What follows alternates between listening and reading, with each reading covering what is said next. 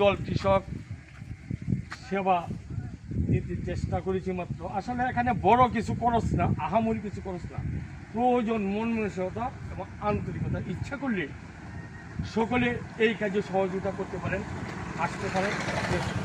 যারা মাঠে ফসলে ক্ষেত্রে খাবারে কাজ করে অল্প পরিশ্রম অল্প টাকা করছে এই সেবাটা দেওয়া যায়।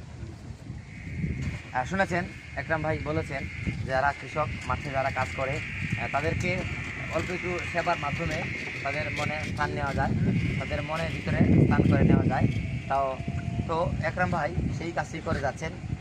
অল্প খরচের মাধ্যমে তিনি কৃষকদের পাশে থেকেই তাদের মুখে হাসি ফুটিয়েছেন। তো একরাম ভাইয়ের এই মানসিকতা আজীবন বজায় থাকুক এমনটা প্রত্যাশা করছি। মুখলেসুর রহমান, গৌরীপুর প্রতিনিধি।